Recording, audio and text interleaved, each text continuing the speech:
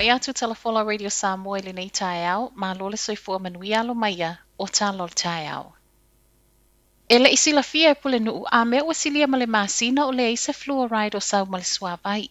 O le ua whailo mai le Wellington Water na o lato ta peina le sau o le fluoride i le vai o lo o sapalai ai Wellingtone, Abahat, ma Porirua, ma na amata mai lea i le aso valu o Februari. O vaenga wa a fiolo no nofo ele silia ma le tolu se lau wafe tangata, ma na whaia le ina ua maua ripoti e le o sao le te leo le fluoride maua, ma ua mo o mia le whaale leo masini. Ua fesilingi aia pule nu o Ampahat, Porirua ma Wellington le pulenga le suavai i le feso o tai mai. Ato ai ma le whaau au peo na le whaamalia ina o la lato au nanga. Pei tai mai se tasi o sui o le pulenga i tala Ale One News, Giles Barker, o se whai unga na whaia a o su e a tili, ma o lo mawhana paka o le alava sa o le ngā yoinga na whaia. O le mau o le fluoride sau ma le suavai e tusa ma mau o le mtangal wenga le soifua malo loina. E fe soa soani lei o loa, ma whai ti ai le leanga o loa.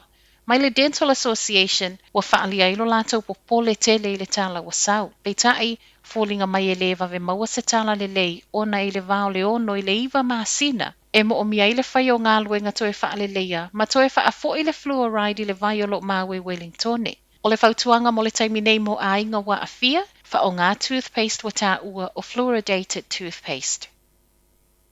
O le atalia lava e ni usila tangata o mai e le ai ni tui o le COVID.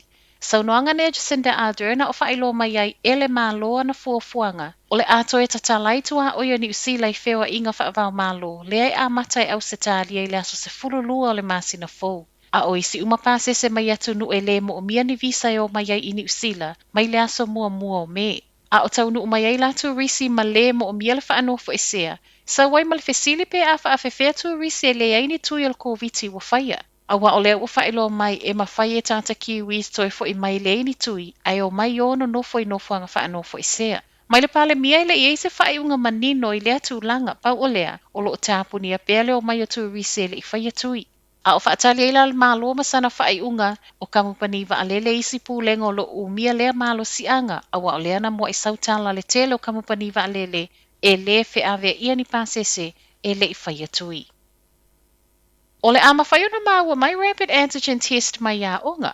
Tasi miliona rapid antigen test o le a maua a onga e au fiai maha onga a mata, ma e na o whanau wa maua ia unga, wha a peo lato a inga, ma whai a onga e tu natu iai. O lea e na o no fuanga o lo o whai siaki ma Sanyal community o lo o tufa mai ai siaki nei, peitai.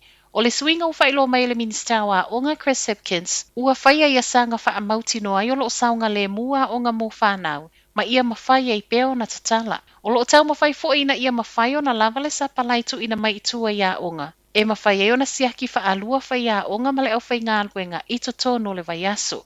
O se wha upoponga e mua na o sina taimi le tu mau, a o iai le malo se le Omicron e tu samsau noanga le minista, ma e to ilo i vaiaso i luma. Alu i lunga le tau o le swau, u alu e fo i lunga ma le tau o ta avale alu i le tise a o wha au popo ta avale tau lia.